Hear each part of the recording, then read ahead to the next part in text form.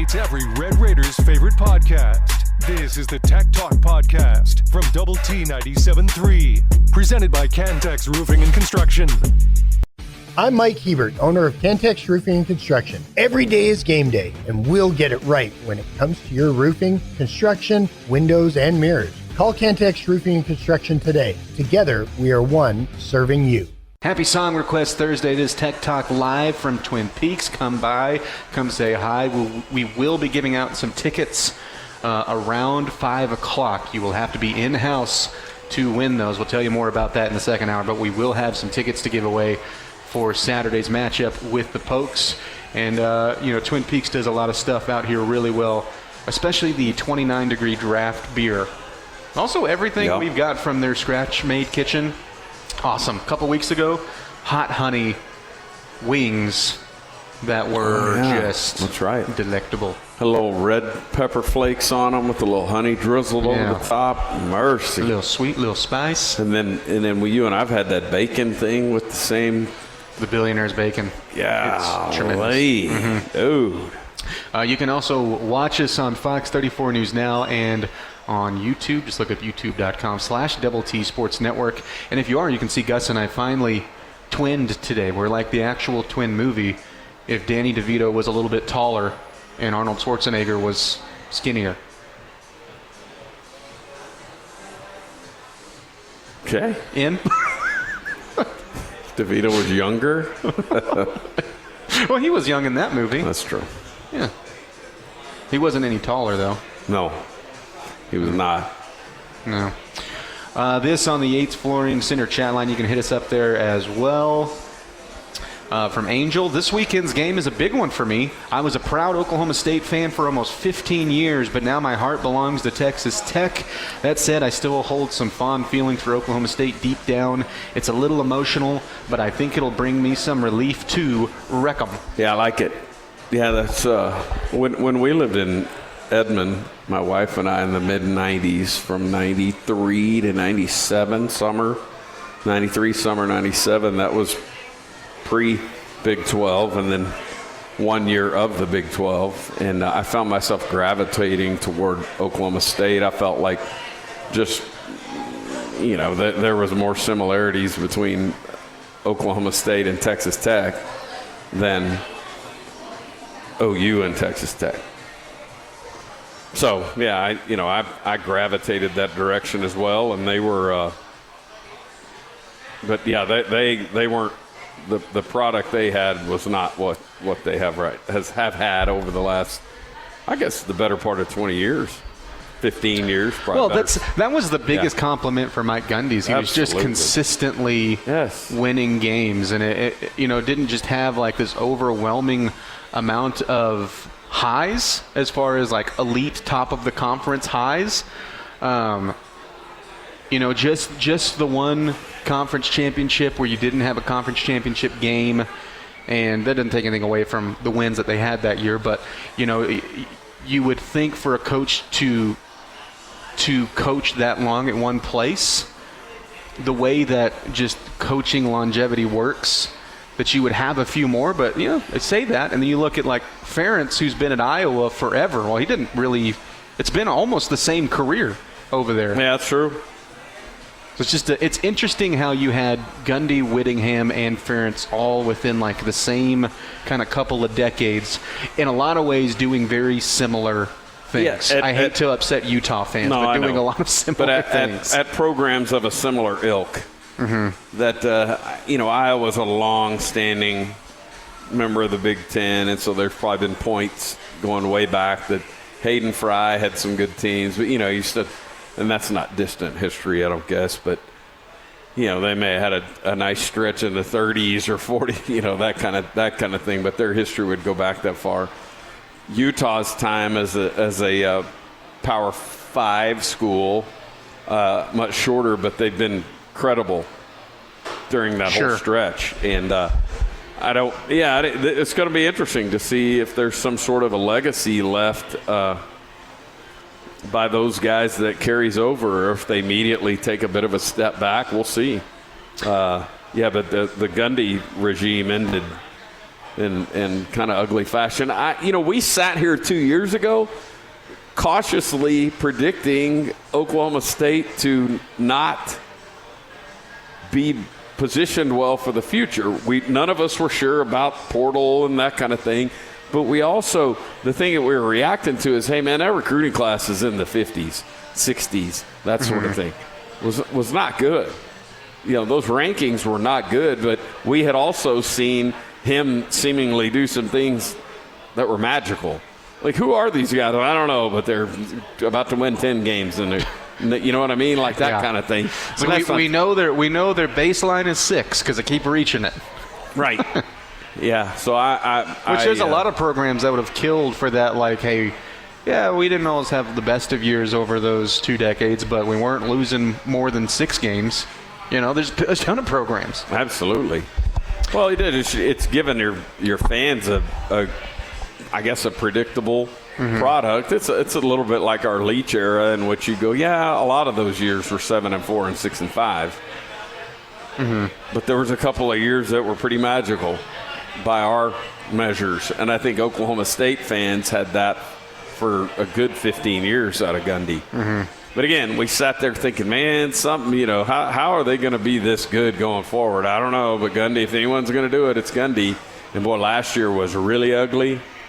And the year prior to that seemed like it was going to be ugly, but they turned it around. That was one of the ultimate Gundy moments where, like, everyone, I was in that boat, like, this is going to be a mess. They're going to fall apart.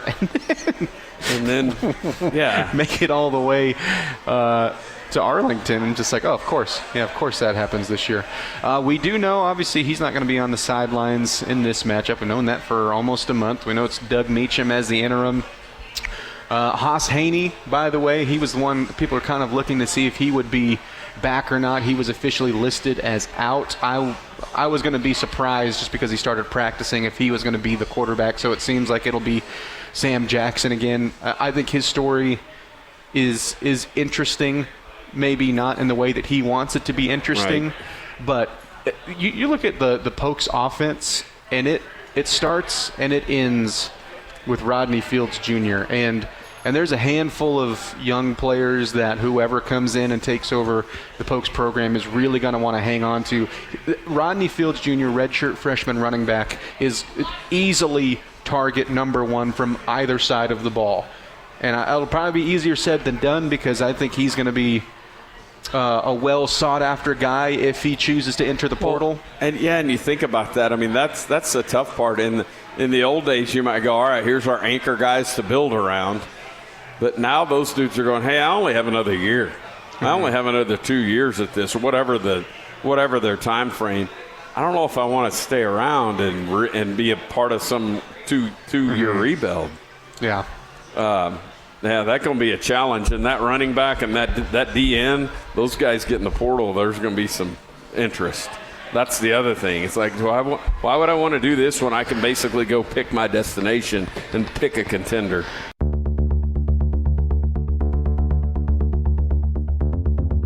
The podcast put together with Red Raider fans in mind. This is the Tech Talk Podcast from Double T 97.3, presented by Cantex Roofing and Construction. It is a Song Request Thursday. You got Tech Talk on Double T 97.3. We are live from Twin Peaks.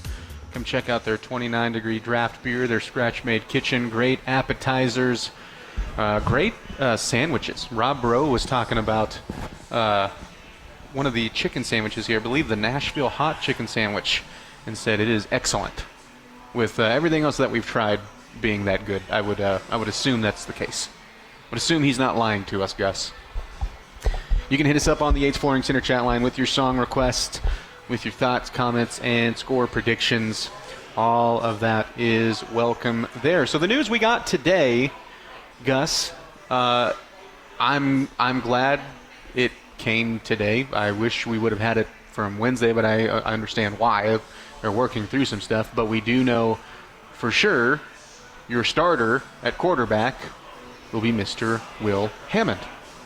Yes, sir. And that it tracks that they would know by Thursday morning because in a typical practice week, they hit it hard on Tuesday because that's game plan day and all the new special prep, if there's any special prep or packages and whatnot. All of that stuff's introduced on Tuesday and then worked on Wednesday, Thursday. And then by Friday you're at the, I think Coach, and you've got varying ways of doing that. Some call it a walkthrough, or Coach McGuire calls it a speed practice, but by then the work is in. And so I would imagine by Tuesday or Wednesday, Barron either didn't look good or just couldn't go or was in some pain or whatever. And there's probably an element of this too, and I think we talked about this earlier, Clint. It's the juice worth the squeeze? The juice being really want Barron to get into rhythm. Really want him to find his rhythm in advance of that road game next week and BYU beyond that. There's the juice. The squeeze is the juice worth the squeeze?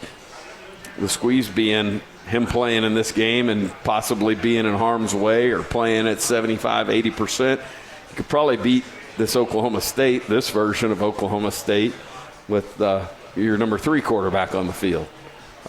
Just from your defense alone. Right. And I'm not trying to take anything away from Mitch Griffiths, but from if you were a one-dimensional offense running the ball with Mitch Griffiths only, and your defense, yes, you would have. I think you would have a good Saturday. Right. Thankfully, you get to see a different version of it, though. Absolutely. Yeah, I think this. And you wouldn't. We would never say that about Oklahoma State, but this game, the biggest point spread in the history of the Big 12, or at least as far back as we can track it without, I guess somebody could sit down and dig through old newspapers and piece it together. But, at least 2008. So, and that's been talked about all week. But the point there is, it'd be great to get Barron a few plays. So, are you risking something there by having him wait one more week, whatever it is, get a little more strength, flexibility, blah, blah, blah, blah, blah. I'm sure next week, if he's able to go in that K-State game, he'll probably be prepared for a good full week of practice. Yeah. And that may be a big key to all of this conversation. And it's where it's like, it feels weird because it's a conference game, but this Oklahoma State game could not have lined up at a better moment of the schedule. Especially it provides a valuable opportunity, too, in a lot of different ways for Will Hammond, right? Because, one, it's not only the opportunity to bounce back from last week's disappointment, and also just to work with Mac Leftwich. And I know that they did this in the spring, but any chance that you get for him that makes sense to have the opportunity before he's the guy to approach an entire week like he's the guy and go into that sort of mindset where I am quarterback number 1. And I'm sure that they had this from the very get-go, whether they were going to magically get Morton to 100% or not.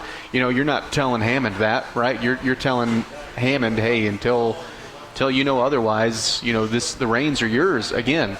And I like that you have the opportunity for Hammond to have that again, especially off of the week that we saw where it was a very disappointing showing.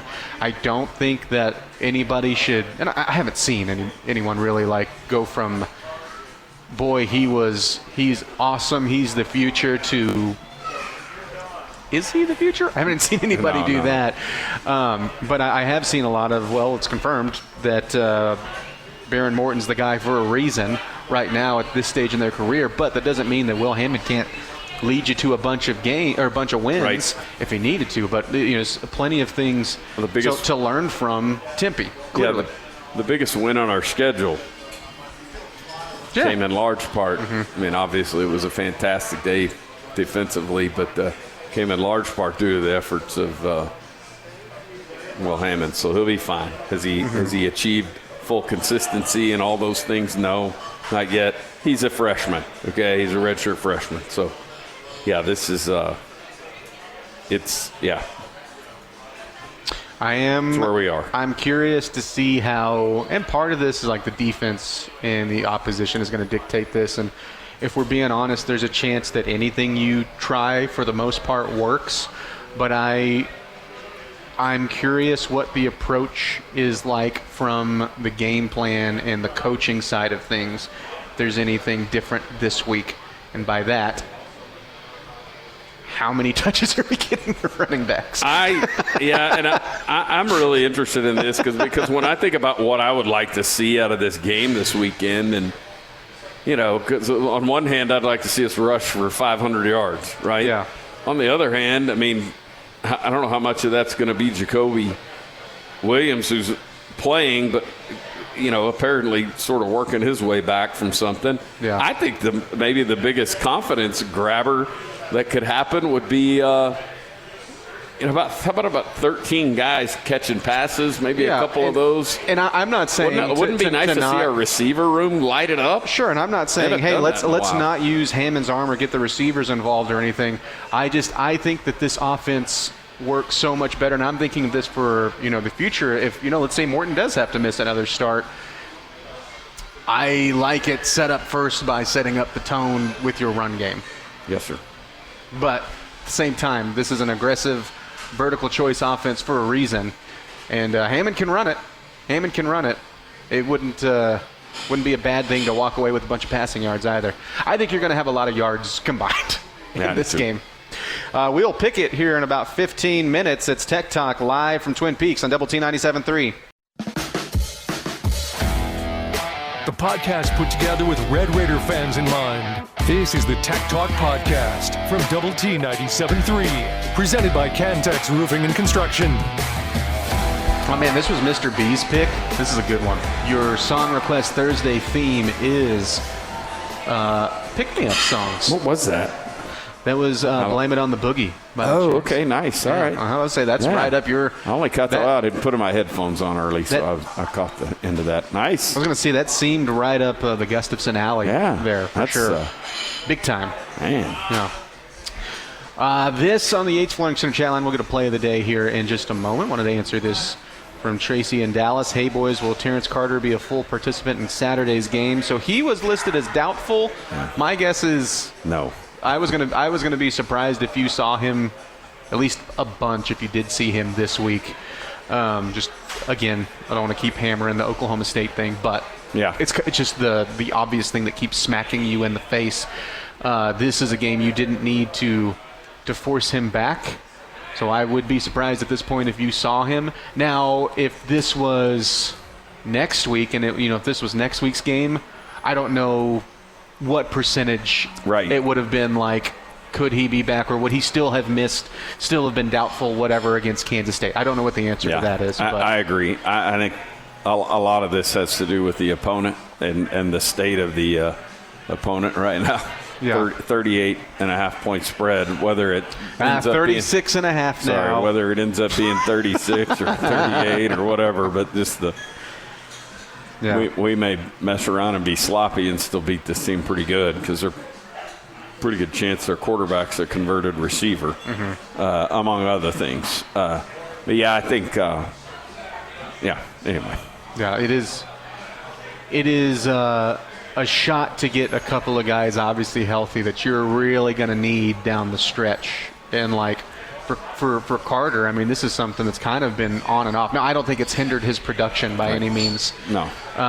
But, it's just an opportunity to maybe clean some of that down this stretch. Cool it up. Where you're going to need him against Kansas State. You're going to need him against BYU, just like you're going to need Baron Morton if you can, keep him against Kansas State and against BYU. All the same stuff. Your frontline guys. I was surprised that, unless I just completely missed it, I'll need to go look again. I was surprised we didn't see Davian Carter in any sort of at all, not even on questionable, just because you had to work on him so much last week and saw Cash Cleveland because of it. Yep, which was interesting. I'm not complaining. No, heck no. Just but good to see him, but I think our tight end room, Carter can get a break this week. And again, I think this has everything to do with, I don't know the state of his ankle, but I think if there's any doubt at all, like, hey, can we win without him? I think so. Mm-hmm. Okay, well, let's get that thing cooled down, because we would really like to have as close to 100% from him in Manhattan next week, and then here in a couple weeks against BYU. And it's so weird. I mean, I find myself the entire time we've done this, really all week, and we'll get another hour today, and couple hours today and a day tomorrow, but like, this is Oklahoma State. You know, we're talking about it like we're playing Kent State.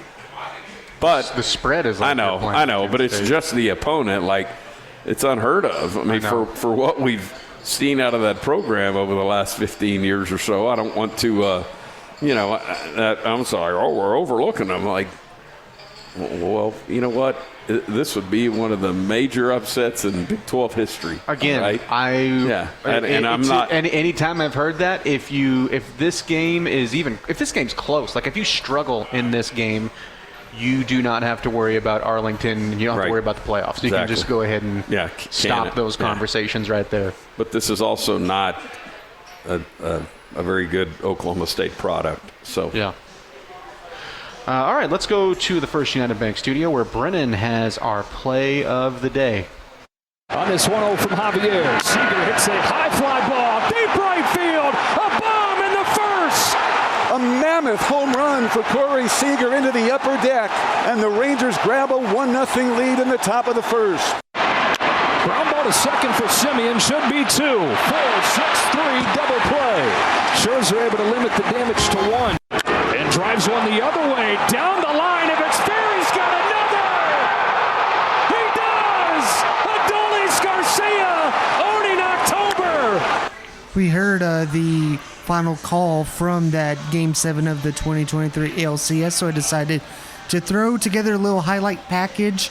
Look what you started, Gus. Honestly, look what you did. Honestly, I wanted to play the whole 10 minutes of highlights for the entire segment and just let that roll, but very early on, tone setters, and then Houston was in early, and they have 2 on, trailing 3-1, and Rangers get out of a double play to get out of a jam. And I forgot that Max Scherzer started that game for Texas, but yeah, from then on, foot to the pedal, and Rangers ran away with that one.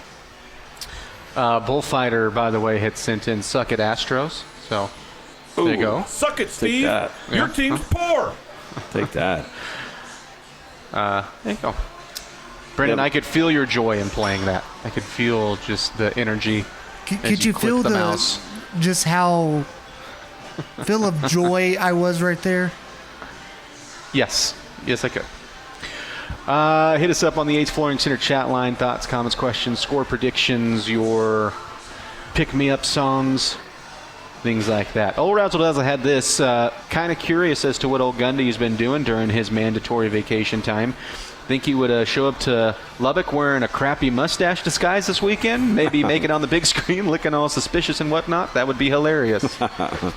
I have no earthly idea what Gundy's doing. Well, because, like, what game day, right, last week had Franklin on, right? Yeah. For a segment. We haven't seen anything like that with Gundy. Not that I'm, like, saying somebody has a missed opportunity or anything. I mean, I was pitching to see him on the Big 12 TNT desk in some capacity, but right. No, again, it's crazy that as big of a story as that was, not just like in Big 12 land, but you're a well-tenured coach that it's kind of been quiet from him, and I'm not even saying he was like, boy, I hope somebody comes and finds me and say, hey, tell me your story or give me your thoughts on the state of college football right now. But it is just a little odd. I haven't done that with like Sam Pittman either, but different situation, right? Yeah. That's interesting. You would have thought the TNT desk would have been the place for Gundy if it was going to happen, because the other. And he's certainly not guest picker on anything. There's not going to be any shows or any of that kind of stuff headed to Stillwater anytime soon. You know what I mean, though? But, that may be part of this. But he's still a compelling guy. Yeah, sure. Yeah. But he's certainly an entertaining guy. Yes.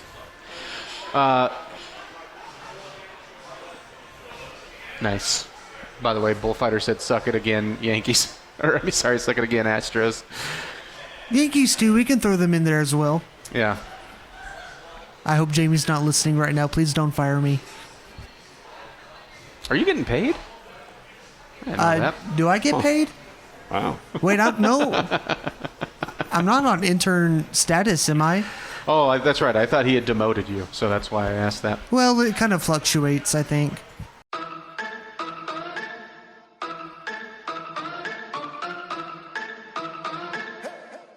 The podcast that finishes your workday in a very Red Raider way. This is the Tech Talk Podcast from Double T 97.3, presented by Cantex Roofing and Construction. It is Tech Talk on Double T 97.3, DoubleTSportsNetwork.com, and the Double T 97.3 mobile app, brought to you by Happy State Bank. We're live from Twin Peaks. Gus, what's been your favorite thing that you've tried here? Oh, man. I have eaten a couple of entrees, but it's been I mean, the thing that stands out are the appetizers, and Clint, that bacon and those wings, just ridiculous. Both of them with a hot, spicy vibe going. We had some red pepper flakes over the wings with some honey drizzle. Probably not what just hearing it described to me. I'm like, okay, that's fine. I'll eat it. Fantastic, man. And then that bacon, good grief. Yeah, I might have tried my favorite thing today. All right. Rob Rowe was very kind. I made sure that you were gone. And when I was walking by, he said, "Do you want a slice of this flatbread?" And I was just, well, what did you think I was going to say? No? Right. I mean, look the at answer you. was yes. Yeah.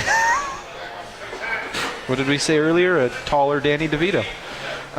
And it was a jalapeno popper flatbread with chicken.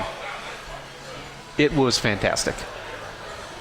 That's my new recommendation for anyone coming out here to Twin Peaks. All right. Yeah, that jalapeno The point is that we've told you about several good things. This is not just some little bar food menu here. This is the food here is really good. Also a great bourbon whiskey cocktail selection. We know from our left, certainly Rumpelmintz is on the menu. Hit us up on the 8th Floor Center chat line. Ask Tech Talk will be in 15 minutes. Gus, Big 12 weekend. Right now, it feels like your contenders for the Big 12 throne: Cincinnati, Arizona State, BYU, Texas Tech. Put them in any order of what you wish. You're still the betting favorite to win the conference. Need to go do it, but you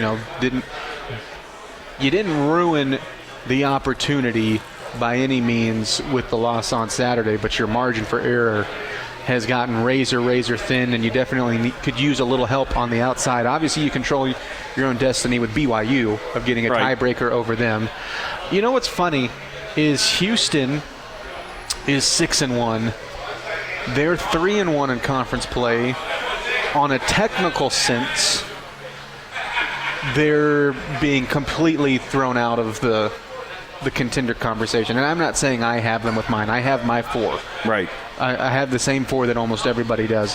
However, if Houston were to go to Tempe and pull an upset, even without Jordan Tyson, which I do think plays a huge factor into that game, that would certainly put the Big 12 on notice. Now, for you, that's probably, to me, that's easily the best outcome. Absolutely. Like, what team do I want to win the most? It is Houston. Right. Because it helps you with Arizona State. Yeah, and I think Houston's more beatable down the stretch. Somebody's going to get them.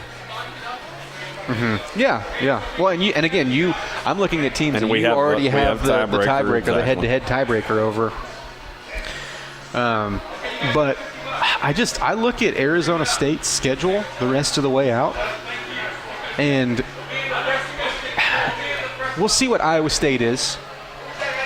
I mean, they have BYU this weekend, and it wouldn't not help you if they took down BYU, even though you play them. But I don't know. I still want them to be undefeated when they come here to Lubbock. But they'll have Arizona State in Ames the next week. Yeah, and the Cyclones could help the Red Raiders over the next month or so by taking care of business. And I think Iowa State coming off an open weekend. We're currently in one. Mm-hmm. What are we? They are. And then we have BYU will be coming off an open weekend. They're coming off an open week. There we go. And they've dropped their last 2 games. Of course, they're down, like 5 starters now, something like that. They've certainly had the injury bug over there as well.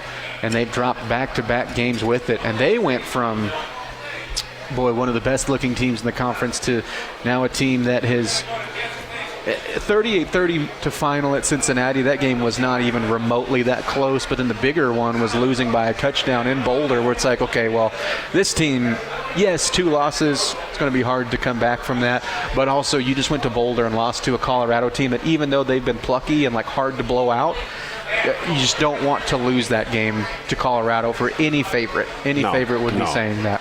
Absolutely not. And then BYU, their final stretch is very interesting. After Iowa State, whatever happens in Ames, obviously then they're in Lubbock, and then home against TCU, and then on the road against Cincinnati. I mean, they're seeing 2 of the fellow favorites to end their season. And then, I don't know, Cincinnati is so interesting to me, past just that they're the one that's still with, them and BYU truly control their own destiny at this point, right? They're both undefeated in conference play, but Cincinnati having to take on the state of Utah on the way out, it's suddenly then you go, okay, well, if you're again side schedule watching, the 2 games that I think clearly you have circled for them are at Utah. They're hosting Baylor this weekend, which, again, crazier things have happened. Yeah, Baylor could win that game. That's a close line. I'm not taking them, but crazier things have happened. But more likely in the stretch of at Utah, home against Arizona, home against BYU, is where you could get some help with some Bearcats, since you don't see them at all. Right, because the Bearcats would be a problem. If they went out, they're a problem for the Red Raiders. Yeah, I'm with you. I think they're a good team, and maybe they're a team that could play in Arlington. But they still have some big hills to climb. They've also, if anybody's upset at Cincinnati that they're ranked 21 and maybe feel like they should be up higher in the polls, the good news for them is they're going to get some very big credibility wins on the way if they do that. Even if they just drop 1 game, they'll... Absolutely. Yeah, if they got to Arlington, their way higher, they'd probably be kicking themselves for a season-opening loss against Nebraska. Yeah, some of them still might be at this point. Yeah.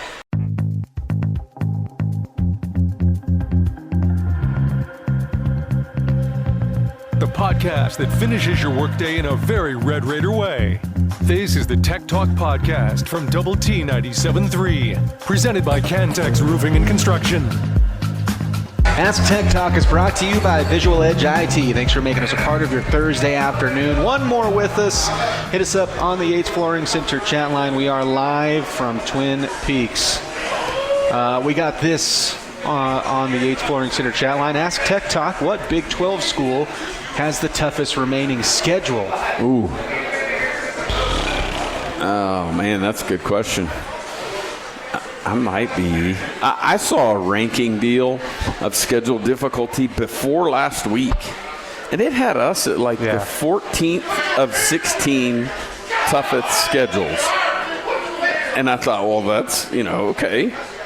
And that was before the ASU game, but I think and what that has to do with is 3 of our last 5 being against 3 of the teams at the very, very bottom of this conference in terms of this OSU game this weekend, and then UCF and West Virginia. I mean, that might be the 3 bottom.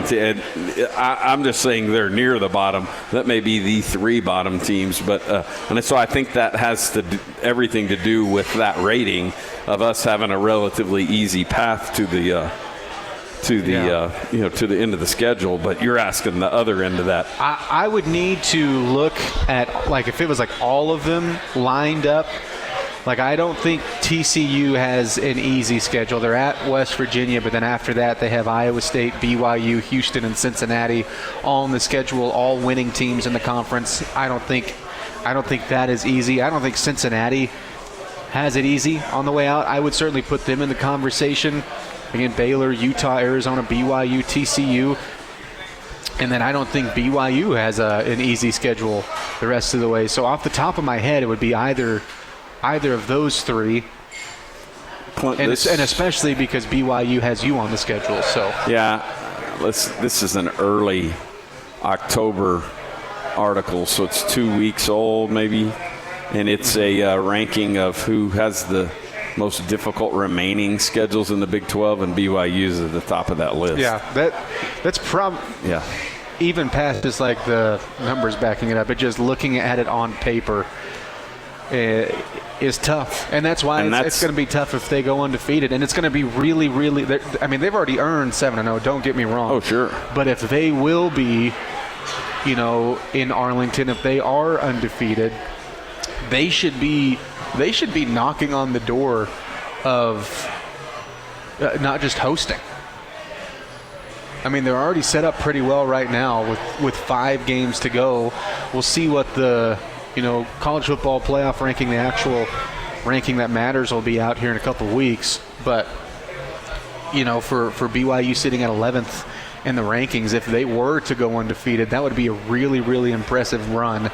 And what they've done, I think this is what gives people, just being hesitant with them. And it's a lot of the same argument of why people are hesitant to put Houston even remotely in a contenders conversation. Again, I'm not putting them there either, but it's how they've won. Because the most impressive thing about your wins is you've just been blowing teams out, right? BYU, that's been the opposite. I mean, they've had almost losses. They probably should have lost to Arizona. Even like this Utah win was a 3-point win. And what they're doing, Gus, is they're winning exactly like they did last year, where they went 9-0 before losing a couple of games, where it just felt like, all right, they just keep on having teams hang around, so somebody's going to get them. And then you look at the rest of their schedules, like, boy, that's pretty tough. Well, someone's going to get them. Right. And I think you'll get them, but I think there's a chance that they could also end up with 2 losses again this year, just with how the Big 12 is, but also they just don't seem to have that ability to really pull away from teams. Yeah, I agree, and I think, Clint, that's a tremendous marker of, it takes a lot of sports luck, and I don't mean luck, just sheer luck, but just sports luck.